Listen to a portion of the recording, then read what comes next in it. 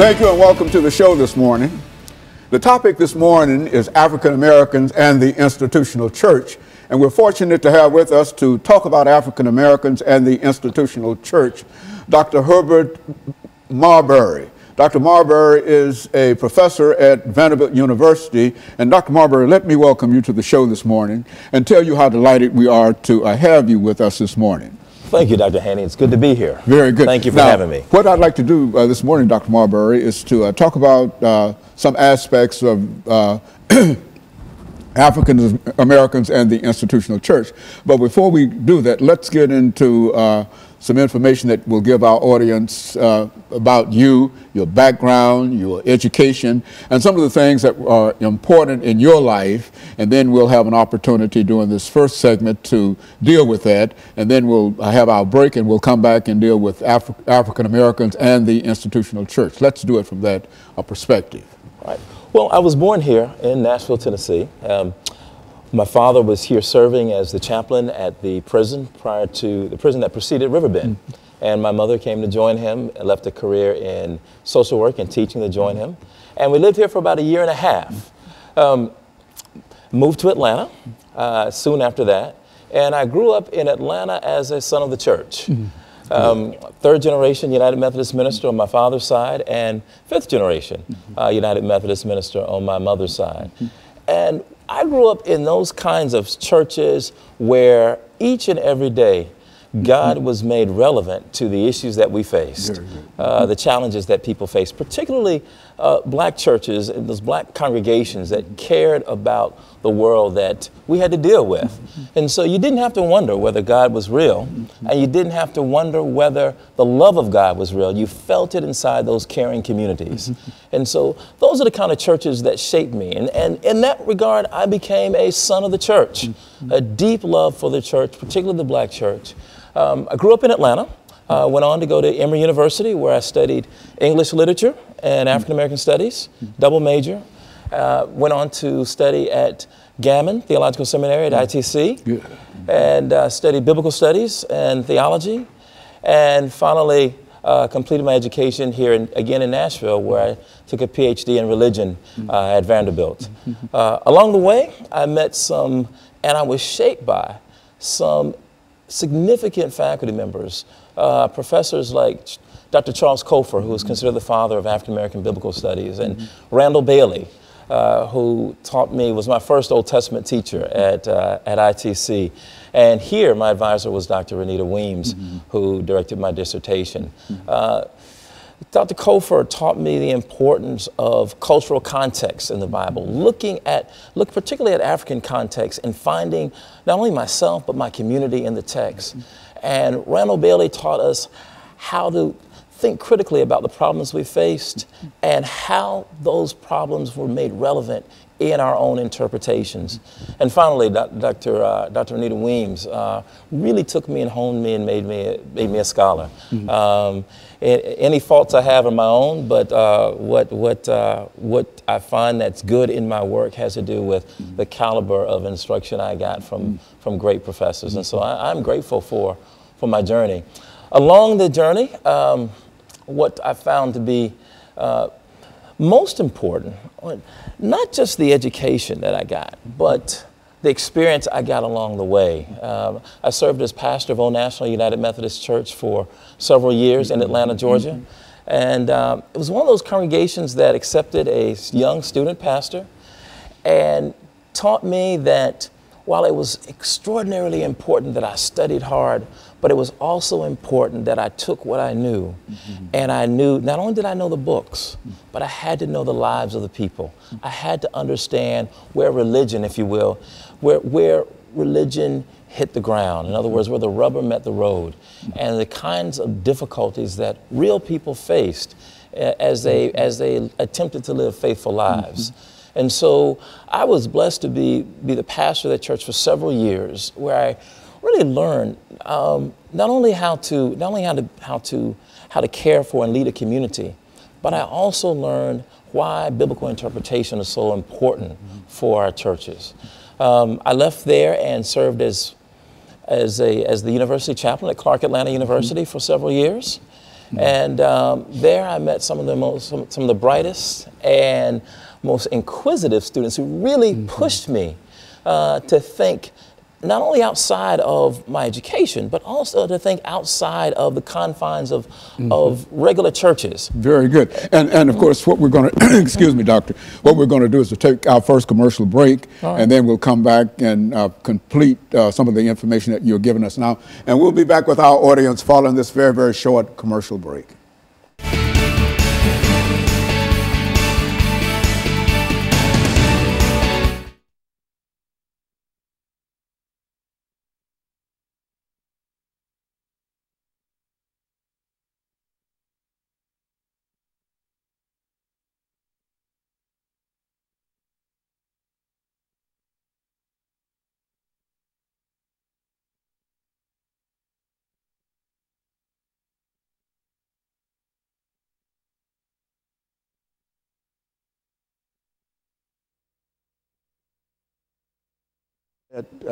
Was she at Vanderbilt University? Yes, she was my advisor at Vanderbilt, yes. When was that, when she advised you at Vanderbilt University? That would have been 97, 98. Yeah, I think I met her about that time. Yeah, I was till about 2002. I graduated 2002, 2003, yeah. Yeah, very good. Yeah, I know Professor Weems. Yeah, yeah. So this is the second segment, and this is when we'll start talking about the institutional. I'll introduce the show itself.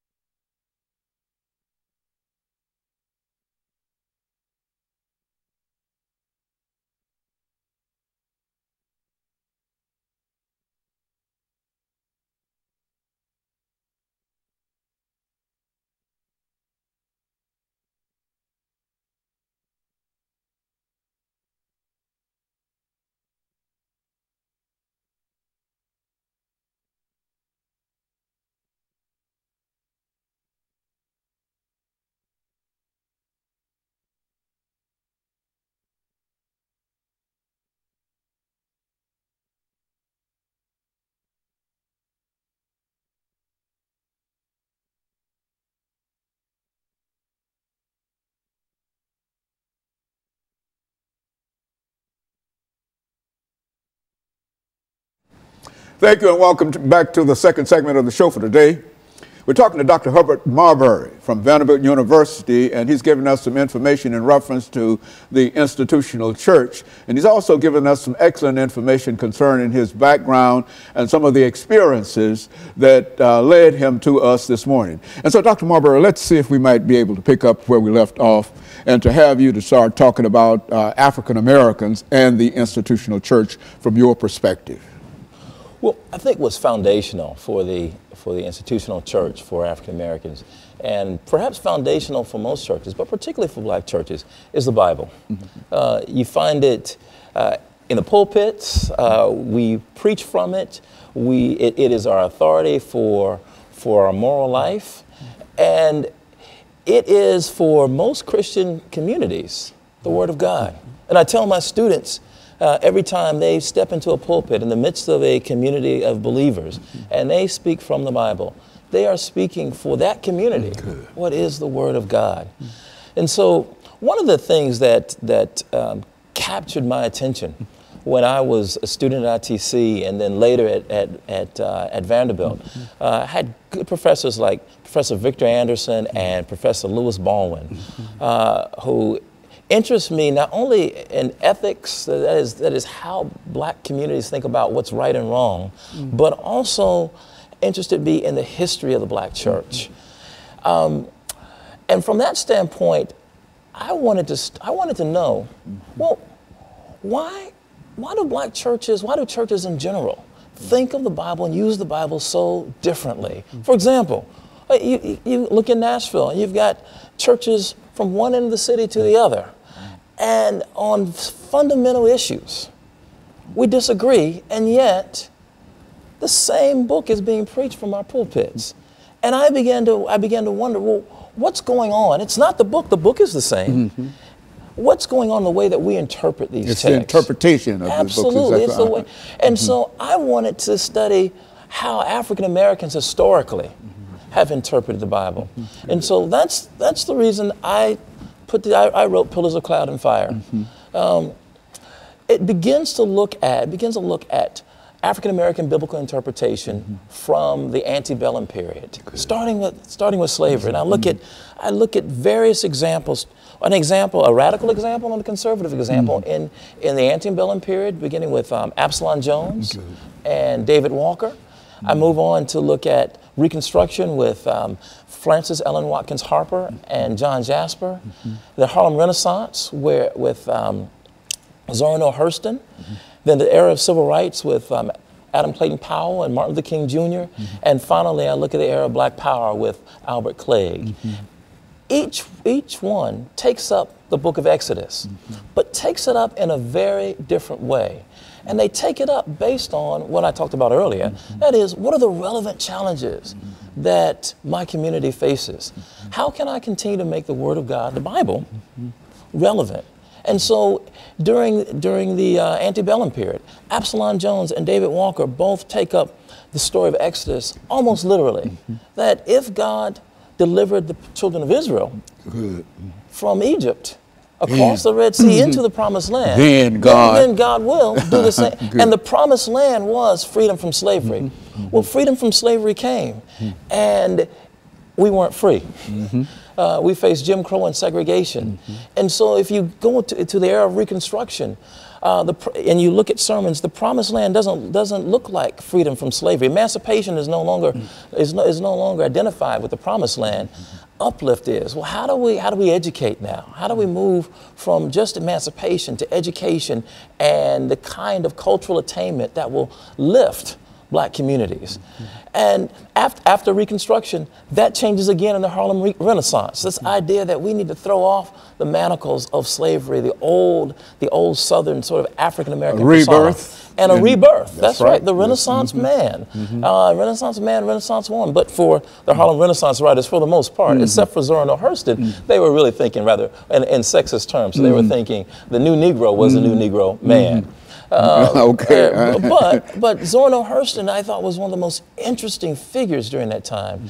Her Moses, Man of the Mountain, helped African Americans rethink the Exodus story in a way that took the focus off a singular figure like a Moses figure and put it on the community and asked us to imagine together what it would mean if we all together walked into the Promised Land and we weren't waiting for or dependent upon one singular figure or God to send one person to deliver a whole group of people.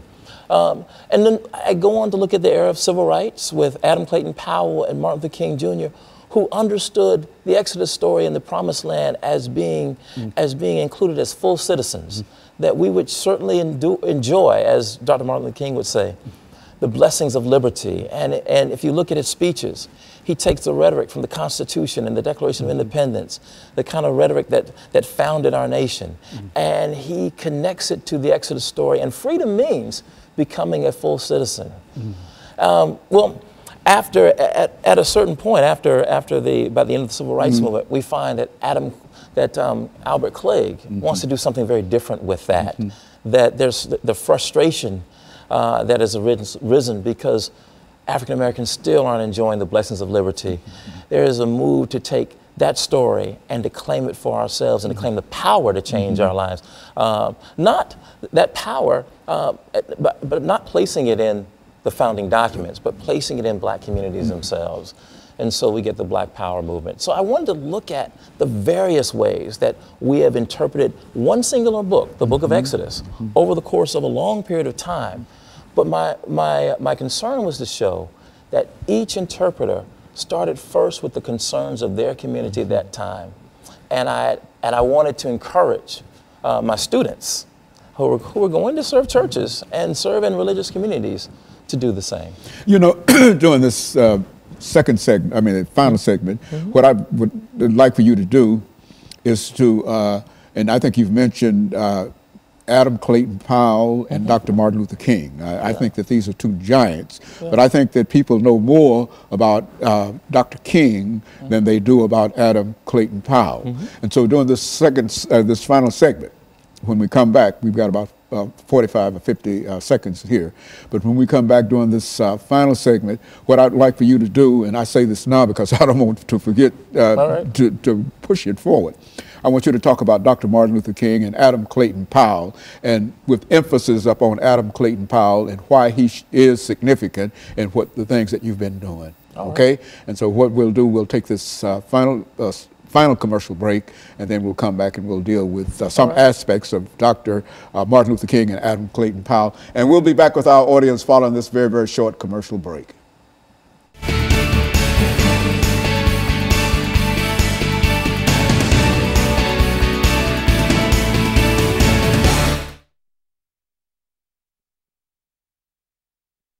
You look like you've been doing this all your life, man. I got no, this is my first time. Oh, man, you're good. Because you got the information. That's what makes you good. See, when you have the information, and you can do it. Yeah, see, and so when we come back during this final segment, I'll introduce the show again. But and in case I forget, but what I'd like for you to do is to look at these two personalities within the context of all the things that you've studied about them and writing your book and books and et cetera, and to look and to examine those two individuals, Dr. Martin Luther King and Adam Clayton Powell, and point out whatever the similarities or difficulties and et cetera, whatever you want to talk about. But I think that that would be good to end this, because these are the two most important individuals in terms of contemporary black society and the institutional church, you see. And I'd like to know more about about this myself, you see. And so when we come back, we'll do that. We'll do this. We will have, excuse me, we'll have 10 minutes to do this. I need some water myself. Yeah.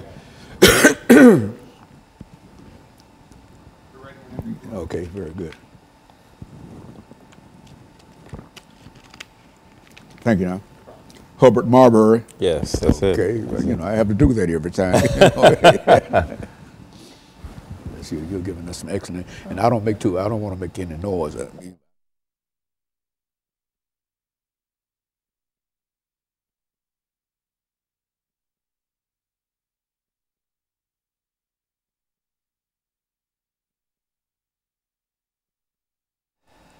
Thank you, and welcome back to the final segment of the show for today.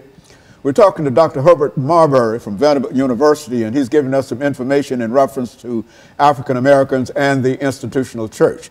Doctor, let's see if we might be able to pick up during this final segment to talk about what I consider to be two very, very significant individuals that you've already mentioned, Dr. Martin Luther King and Adam Clayton Powell. And let's see what you know about those individuals and how they fit into what we're trying to do at this particular time. Right. Well, in the chapter on the Civil Rights Movement, I take up Dr. King and Adam Clayton Powell as a pillar of cloud and fire. Dr. King as a pillar of cloud, and and Adam Clayton Powell as a pillar of fire. And when I say pillar of fire, I mean someone who kind of brandished, if you will, his brashness, a boldness, a certain radical nature. Adam Clayton Powell was very clear while he was in Congress that he called himself the baddest Negro in Congress. Yeah, go on. Right. and he flouted the rules. He didn't stomach segregation. He didn't take kindly to the kinds of conventions that made African Americans second class. And part it had to do with his upbringing, had to do with who he was, but it also had to do with, I think, growing up in Harlem. And he really was, I call him, a son of the Harlem Renaissance. He was the new Negro, as I understand it, that the Harlem Renaissance writers had hoped for. He started one of the first boycotts of the public transportation system in Harlem. One of the first sort of public service programs at his church at Abyssinian Baptist Church. And by the time he went to Congress, he was pastoring the largest Protestant congregation in the nation. Adam Clayton Powell is known for his he's not only known for his pastoral work, but he's known for the Powell Amendment, which was which was a little known sort of codicil that he would add to every bill that that sent funding for public accommodations, and it was a bill that said if that public funding could not be used for segregated institutions. It angered Southern segregationists throughout the country, but it also angered African Americans because some of those schools were African American schools in the South. Although they were segregated, they were starved because they also needed the public funding. But Clayton Powell didn't care. What he was concerned about was ensuring that those who wanted segregation had to pay for it. And so he starved them all to death until he was able to get the Civil Rights Bill in 1964. That was his victory in the Civil Rights Bill of 64. He was there when Lyndon Baines Johnson signed it, but so was Dr. Martin Luther King Jr. And King, who was, they were both princes of the Black Baptist Church. Clayton Powell had gone to, attended school in New York. His father, his father, in many ways, had groomed him to be a prince of the Baptist Church. Martin Luther King, as Dr. King, as Dr. King's father. Good. His father pastored Abyssinian, while Dr. King's father pastored Ebenezer, and they both groomed their sons for the roles that they would take. They both went to elite schools, Morehouse College in the South, and they both were products of the black middle class. But where they differed, I think, was Dr. King grew up in the segregated South, born right at 1929, just as America was going into the Great Depression. And Dr. King saw a different and a brutal side of white segregationist power. And it was something that I don't think Adam Clayton Powell saw. That shaped Dr. King in a way that that Adam Clayton Powell didn't. And led to his assassination. Yes, and led to his assassination. Absolutely. In a sense, both of them were assassinated. Dr. King, literally. Good. Adam Clayton Powell was politically destroyed because of his brashness. So what I find with now, both of them come at a time when African Americans have migrated, and I think this is also important to make the making of these two figures. African Americans began to migrate immediately after the Civil War. Every 10 years, you look at the census, you see more and more African Americans migrating toward the west and toward the north.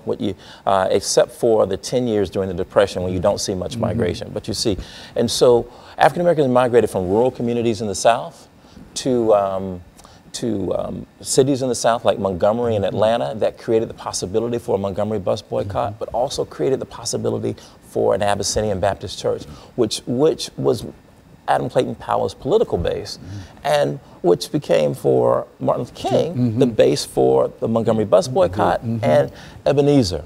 And so as these two figures began to interpret the biblical text, they thought of the Exodus story for Adam Clayton Powell. The Exodus story guaranteed for African Americans in his sermon, "Stop Blaming Everyone Else," which he preached at Abyssinian Baptist Church in the 50s. It was a sermon that invited African Americans to fully participate in what it meant to be a citizen, take responsibility for what it meant to be a citizen. He really pushed African Americans. He pushed African Americans to take responsibility for it. And so for Martin Luther King Jr., however, there was a different way of understanding the biblical text. Martin Luther King Jr.,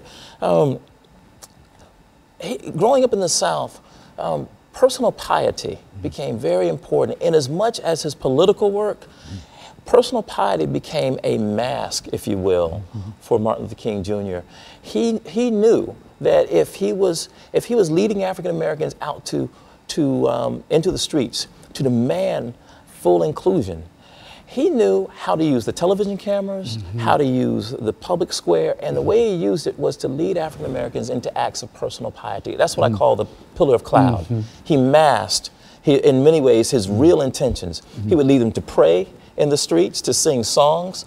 And when the television cameras came and they saw African Americans living out some of the, these kind of virtuous these virtuous expressions, right? Singing church songs, praying, holding hands, praying for their enemies. Not only was the South was embarrassed, the nation was embarrassed, but they were not only embarrassed domestically, they were embarrassed internationally. And so I call that the pillar of cloud, because just as a cloud kind of blends in seamlessly, Martin Luther King's tactics blended in with the American moral landscape. These were virtues for America. And this was also Dr. Martin Luther King behind the veil. Yes. And you know more about that because of one of your professors, I'm sure. Dr. Baldwin. Dr. Baldwin, who talked about that and et cetera. And I think that you're an excellent reflection in terms of what he said about that and some of the things that you're saying about that. And I want you to know that the information that you're giving us now is very, very precious. And I think that understanding these two individuals and some of the things that they faced and how different they were, one from the North and one from the South, but yet and still they had the same commitment, and while they went about it differently, they had the same commitment in terms of the uplift of African Americans to eventually reach the promised land. And I think that that's what we're still trying to move toward. And that's what we're still trying. That's what I hope that as you read my book, but as we think about biblical interpretation today, we face police shootings of Black and brown, African American and Hispanic, unemployment, high underemployment, and questions around whether or not we can provide adequate education and health care. And I want to know, why is it that we have to go out into the streets to hear the word of God, that Black Lives Matter? Why not in the church? Now, to be sure, there's some churches who are doing that. But my question is, how do we interpret the Bible in ways that are relevant for us? Very good. Let me thank you, Doctor, during this last few seconds for coming by and giving us that excellent information. And let me encourage you to tune in again next week for another informative edition of Comments. Thank you and good morning. Thank you very much.